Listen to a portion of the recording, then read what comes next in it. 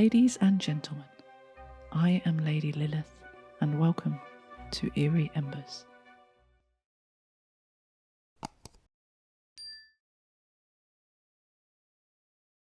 Duel to the death. With pistols drawn and nerves taut, the two officers braced themselves for this fateful moment. Their resolve steeled as they took aim at their target. The air crackled with tension as they squeezed the triggers, the deafening reports of their shots echoing through the stillness of the scene. But as the smoke cleared and the echoes faded, only one of the bullets found its mark, piercing the flesh of the wounded man with deadly accuracy. With a cry of pain, he crumpled to the ground, blood seeping from a grievous wound in his right shoulder, staining the earth crimson with each heartbeat. Seconds stretched into eternity as the officers rushed to the fallen man's side, their hearts heavy with the weight of what had transpired. The gravity of their actions hung heavy in the air as they grappled with the reality of the situation, their minds racing with the knowledge that life hung in the balance. Frantic efforts were made to summon aid, a servant dispatched in haste to fetch a surgeon in a desperate bid to stave off death. But as the wounded man lay upon the ground, his lifeblood ebbing away with each passing moment, it became painfully clear that the damage wrought by the bullet was far beyond the reach of mortal hands. For the shot had torn through flesh and bone, rendering the delicate tissue of lung and spinal cord with merciless precision. Despite the surgeon's best efforts, there was little that could be done to staunch the flow of blood or mend the shattered fragments of bone and sinew. And so, as the wounded man lay upon the cold earth, his life slipping away with each fleeting breath, the officers stood vigil, their hearts heavy with remorse for the irreversible course of action they had just been forced to take. In the stillness of the night, amidst the echoes of gunshots and the anguished cries of the wounded, a pall of sorrow descended upon the scene, a reminder of the fragility of life and the unforgiving nature of fate. For 2 interminable days, the unfortunate soul, a lieutenant of the esteemed 101st Regiment, languished in torment upon his deathbed within the confines of the Wheatsheaf Hotel in St. Thomas's Square in Newport, on the Isle of Wight. His every breath was a struggle, each heartbeat an agony that wrecked his body. As the hours stretched on, the pall of death hung heavy in the air, casting a shadow over the bustling streets of Newport. On Sunday, the 11th of July, in the year 1813, he drew his final breath, his spirit departing from this world, leaving behind a legacy of sorrow and regret. In the hallowed grounds of Church-Lytton Graveyard, nestled in the heart of Newport town, the lieutenant found his final resting place, laid to rest amidst the hollowed earth that cradled the bones of generations past. He was but 28 years young, his life cut short by a cruel hand of fate. For Anne, his grieving bride, the pain of loss was a heavy burden to bear. In her mind's eye, she could still see the dashing figure of her beloved lieutenant, the man she had vowed to cherish for all eternity. Yet now, he lay cold and lifeless, a victim of a petty quarrel that had spiralled into tragedy. It was a coat, borrowed from a fellow officer, Lieutenant Maguire, that had sparked the fatal altercation. A garment meant to adorn the lieutenant on his wedding day, now a symbol of senseless strife and unfulfilled promise. And as Anne grieved for the life she had lost, She could not help but wonder how such a trivial dispute could lead to such a devastating outcome, leaving her to mourn the untimely passing of her beloved husband, lost to her forevermore. As the bitter argument escalated, fueled by whispers of fellow officers who John had once counted as friends, and with neither man willing to yield, the dispute took on a life of its own, morphing into a deadly game of pride and retribution. Amid the charged atmosphere of tension and resentment, the decision was made. There could be no resolution but through the ancient ritual of dueling.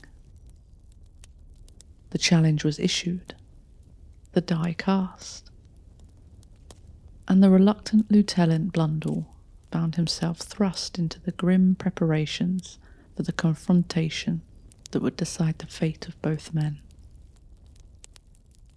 With a heavy heart and a sense of foreboding, Lieutenant Blundell donned the garb of a duellist, his every movement a testament to the weight of the impending duel.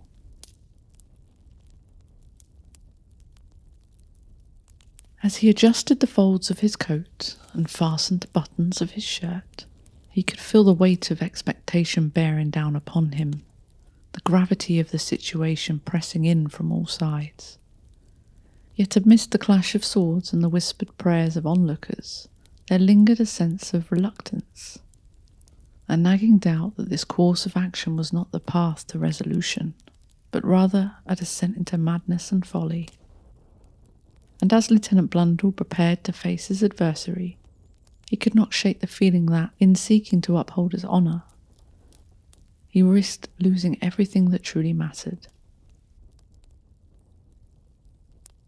Amidst the backdrop of a nation embroiled in the throes of war with Napoleon's France, the Isle of Wight is a tiny island off Great Britain, and stood as a bulwark against the looming possibility of invasion. Positioned at a strategic crossroads in the English Channel, the southernmost village of Knighton became a bastion of military activity, its quaint streets teeming with the presence of regiments poised for battle. In this volatile atmosphere, news of the proposed duel between the two officers reverberated through the island like a thunderclap, igniting passions and stirring tensions to a fever pitch. As whispers of honour and duty swirled amidst the ranks, the Reverend James Barwis, a respected clergyman and justice of the peace, felt compelled to intervene, his sense of moral obligation driving him to action. With determination etched upon his brow, Reverend Barwis hastened to the officers' mess, his steps quickened by the urgency of the situation. His mission was clear: to avert the tragedy that loomed on the horizon, to quell the fires of conflict before they consumed all in their path. As he arrived, the tumult of emotions and the glamour of dissent, he found himself faced with a formidable challenge. For entrenched in their convictions and buoyed by their comrades, the two officers stood resolute, their resolve unyielding despite the pleas of reason and the entities of peace.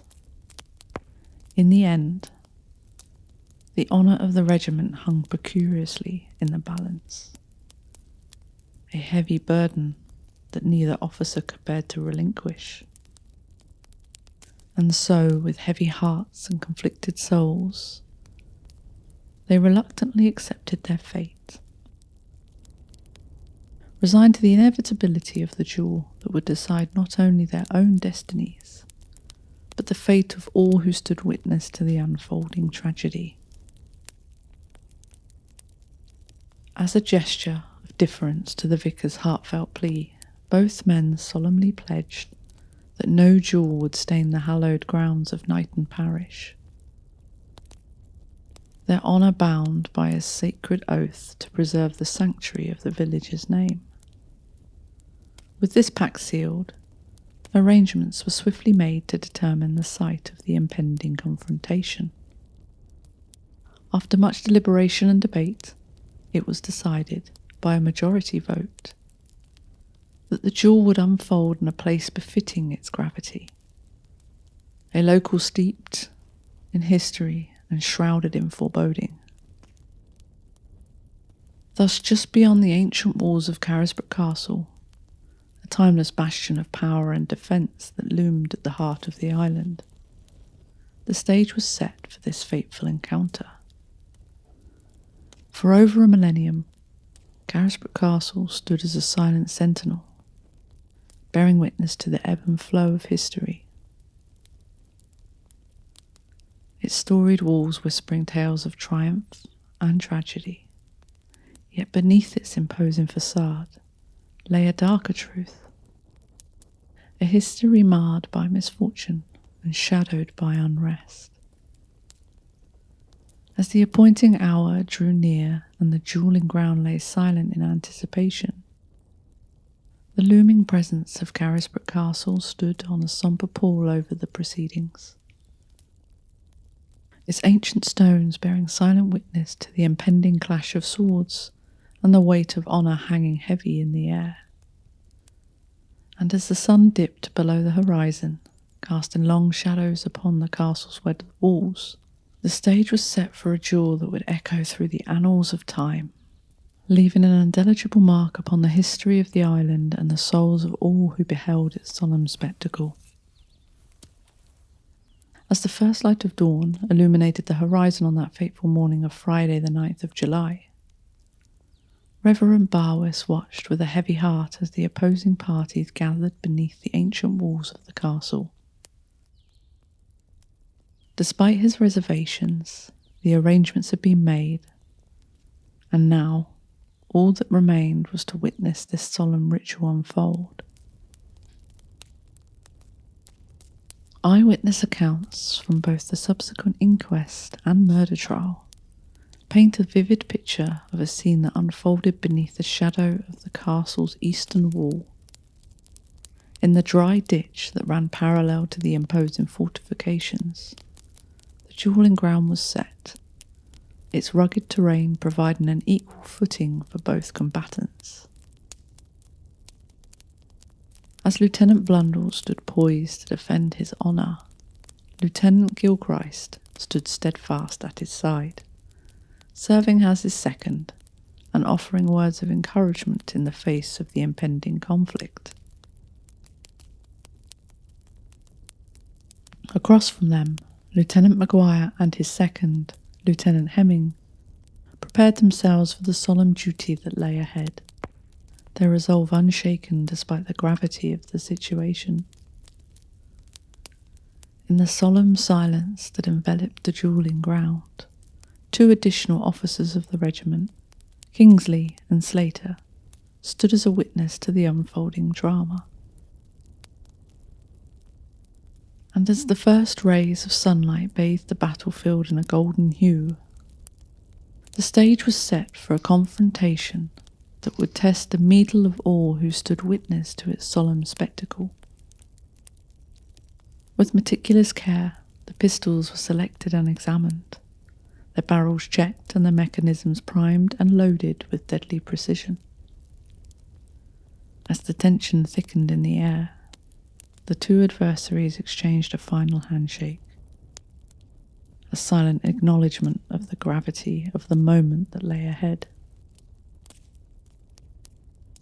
With measured steps, a number of paces were counted out, each footfall echoing like a drumbeat in the stillness of the morning air. And then, as the predetermined distance was reached, both men turned to face each other, their resolve etched upon their faces as they prepared to unleash the fury of their weapons upon each other. In a flash of movement, shots rang out, their echoes reverberating through the quietude of the dueling ground. Yet in the chaos of the moment, fate intervened, and neither shot found its intended mark. A twist of misfortune befell Lieutenant Blundell, as his pistol burst, rendering it useless to the heat of the battle. Undeterred by the setback, Lieutenant Blundell seized upon the opportunity to borrow Lieutenant Maguire's pistols, his determination unshaken as he prepared to face his adversary once more. With grim resolve, the two men repeated the solemn steps, their movements a testament to the weight of honour and duty that bore down upon their shoulders. And then, as the tension reached its crescendo, they turned and fired once more, the crack of gunfire tearing through the silence like thunder. In that fleeting moment, the fate of the two men hung in the balance, their destinies intertwined in a swirling maelstrom of conflict and consequence. As Lieutenant Blundell's shot veered wide of its mark, a sharp pang of pain seared through his shoulder as Lieutenant Maguire's bullet found its mark, tearing through the flesh and sinew with merciless precision. Blundell crumpled to the ground, his vision swimming with waves of pain as blood flowed freely from the jagged wound. In the chaotic aftermath of the duel, Lieutenant Gilchrist acted swiftly, dispatching his servant in haste to fetch a surgeon to tend to Blundell's grievous injury. Yet as the moments stretched into agonizing eternity, it became painfully clear that help would not arrive in time to stem the blood that spilled from the wounded man's shattered frame. Meanwhile, Lieutenant Maguire and his seconds seized upon the opportunity to vanish into the ether, their footsteps fading into the morning mist as they fled the scene of their fateful encounter. Left behind in the wake of their hasty departure, those officers who remained bore witness to the aftermath of the duel, their hearts heavy with the weight of tragedy that had unfolded before their eyes. In his final moments, as Blundell lay battered and broken upon the cold earth, a profound sense of forgiveness washed over him, his spirit unburdened by the weight of resentment and anger. With a trembling hand, he extended his palm in a gesture of reconciliation, offering forgiveness to his erstwhile adversary, Lieutenant Maguire, even as the death loomed ever closer. And as the darkness closed in around him, Blundell's final act was one of grace and compassion, a testament to the enduring power of forgiveness in the face of adversity and strife. Under the watchful eye of the regimental surgeon, Lieutenant Blundell was carefully transported to the confines of a bedroom in the Wheatsheaf Hotel, his frail form gripped by the relentless grasp of mortality. As he lay upon the bed, his pallid complexion illuminated by the dim flicker of candlelight, the gravity of his wound loomed ominously over the scene. It was clear to all who bore witness that if he were to emerge from this harrowing ordeal alive, he would indeed be nothing short of a miracle.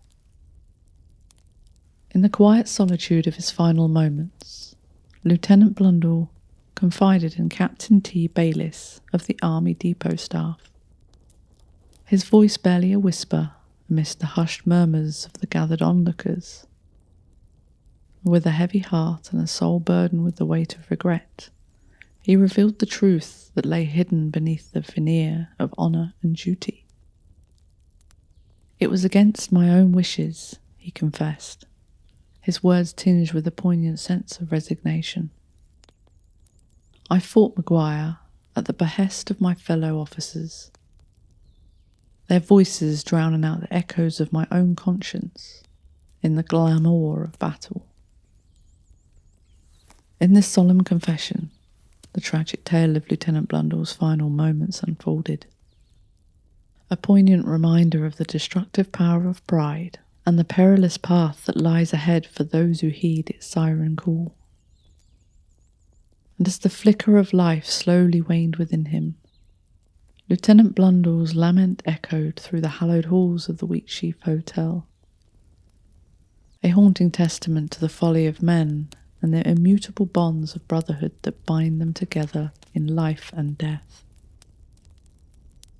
As Mr. Henry White of Knighton, Lieutenant Blundell's father-in-law, made his sombre visit to the Wheatsheaf Hotel, he was met with the sight of his beloved daughter's husband lying upon his deathbed.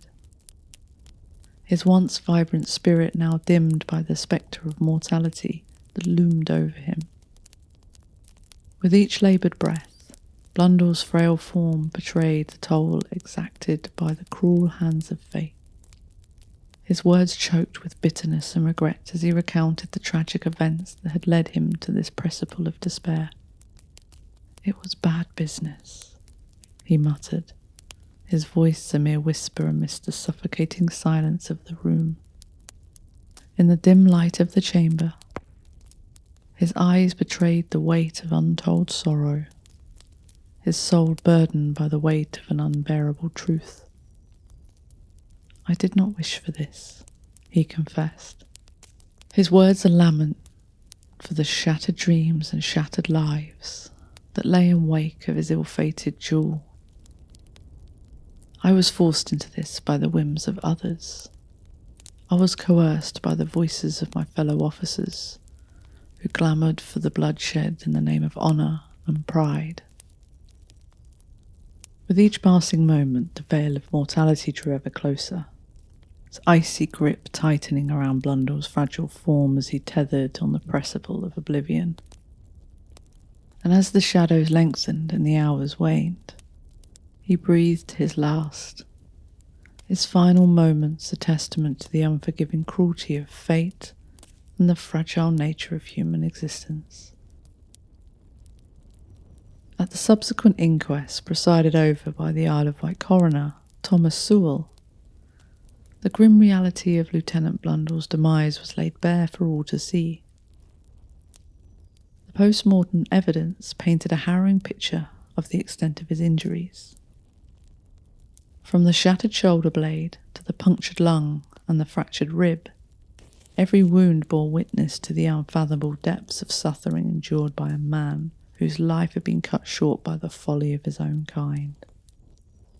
As the inquest jury convened to deliberate upon the tragic demise of Lieutenant Blundell, their solemn duty weighed heavy upon their shoulders, their hearts burdened by the weight of justice denied. In the hushed confines of the courtroom, the echoes of sorrow reverberated through the air as the verdict of wilful murder was pronounced, casting a pall of condemnation over those accused of perpetuating this heinous crime. Among the accused stood Lieutenant Maguire, his countenance marked by an air of stoic resignation as he faced the grim reality of his fate. Alongside him stood his seconds, Dill, Gilchrist, and Ensign O'Brien, their faces etched with shadow of guilt as they awaited the judgment of their peers. When the time came for them to stand before Mr. Justice Gibbs at the Winchester Assizes, the courtroom fell silent, the weight of anticipation hanging heavy. Yet as the proceedings unfolded, it became painfully clear that the scales of justice were tipped against them, the damning evidence painting a grim portrait of their guilt. In a desperate bid to salvage their honour and reputation, Maguire and his companions offered a feeble defence, invoking the time-honoured code of honour that bounds them as officers and gentlemen. Yet in the cold light of the truth, their words rung hollow, their pleas for clemency falling upon deaf ears. And as the gavel of justice fell with a resounding finality, sealing their fates for eternity, in the end, justice was served, but the scars of this senseless tragedy would endure for generations to come. As the judge donned the black cap, a palpable hush fell over the courtroom, the weight of his words carrying the solemnity of impending doom. With a voice tinged with righteous indignation, he delivered the damning verdict. condemning all defiance to face the ultimate punishment for their grievous transgressions. In his scathing rebuke, the judge spared no mercy, condemning the duel and the senseless tragedy born of frivolous quarrels and petty grievances. He lamented the absence of reconciliation efforts among the warring parties, decreeing the insidious influence of outside instigators who had callously orchestrated the final confrontation. Despite several stays of execution, the spectre of death loomed ever closer for the condemned men, their fate hanging in precarious balance as the wheels of justice ground exuberantly forward. Yet in a surprising turn of events, clemency was granted by Prince Regent himself, sparing the lives of all four defiants from the hangman's noose. However, their reprieve was short-lived, as the commander-in-chief of the army wasted no time in initiating a military inquiry into the tragic affair. With a keen eye for justice, he singled out Lieutenants Dillon, Gilchrist and Ensign O'Brien for their role in instigating the fatal duel, stripping them of their rank and status in a swift and decisive act of retribution. In the end, justice prevailed, but the scars of this dark chapter in military history would endure as a cautionary tale against the perils of pride and recklessness. With the patrons granted by Prince Regent, the shadow of death lifted from the heads of the four defiants, offering a glimmer of redemption amidst the darkness of their past actions. However, their reprieve was short-lived, as the commander-in-chief of the army wasted no time in initiating a military inquiry into the tragic affair. In the damning indictment of their conduct, the inquiry concluded that the true victims of the duel were the unfortunate officer who lost his life and the man who fell by his hand. With a heavy heart and a sense of duty, the commander singled out Lieutenants Dillon, Gilchrist and Ensign O'Brien for special censure. Their actions deemed unfit for the honour and dignity of His Majesty's service. In a swift and decisive act of retribution, they were cast out of the army, their careers and reputations forever tarnished by the role in the fatal duel. And so, with the expulsion of these errant officers, the chapter of one of the last duels on the Isle of Wight came to a close, a sombre reminder of the perils of pride and folly. The tragic tale of Lieutenant Blundell's young bride, Anne, adds another layer of sorrow to the already sombre narrative. At just 18 years old, Anne found herself widowed for the second time, her heart heavy with grief and her life marred by loss. Anne's journey into matrimony had begun with her first husband, an officer stationed in Portsmouth. Their whirlwind romance led to an elopement to London, where they exchanged vows in a secret defiance of her father's wishes. However, fate proved cruel as her husband was soon called to serve in Portugal, where he met his untimely end at the throes of battle, leaving Anne a widow at a tender age. Returning to her family in Knighton, Anne's path crossed with Lieutenant Blundell, a man of modest means, but perhaps boundless affection. Their courtship was brief, as they exchanged vows amidst the backdrop of a borrowed finery, a jacket lent by Blundell's ill-fated comrade Maguire, setting in motion the tragic chain of events that would lead to Blundell's demise in the fatal duel. As Anne grappled with the weight of grief and the cruel hand of fate, she found solace in the embrace of her family. Yet her heart surely ached from the knowledge that love, once again, had been snatched away by violence and honour. In the wake of Lieutenant Blundell's passing, Anne's life would forever be marked by the echoes of tragedy. The tale of Anne's enduring love and grief adds a haunting dimension to the tragic events that surround Lieutenant Blundell's untimely demise. While historical records may offer little insight into Anne's fate after the loss of her second husband, Local legends and sightings hint at the possibility of her lingering presence. The annual ritual of carving JB into the turf at the site of Blundell's death, accompanied by the tender offering of flowers, suggests a heartbroken widow's devotion and longing for her lost love. It's a poignant gesture that speaks volumes about Anne's enduring grief and the depth of her attachment to Lieutenant Blundell. As for the spectral figure observed in the Wheatsheaf Hotel bedroom, where Blundell breathed his last, it's tantalising to imagine that it could be Anne's ghost, eternally mourning her beloved's side. The image of a young woman sitting solemnly at the foot of the bed, a silent sentinel of sorrow, evokes a sense of tragic beauty and undying devotion. While the truth may never be known with certainty, the notion of Anne's spirit lingering in the room where Blundell met his end adds a layer of poignancy to the haunting tale of love and loss that continues to echo through the annals of history.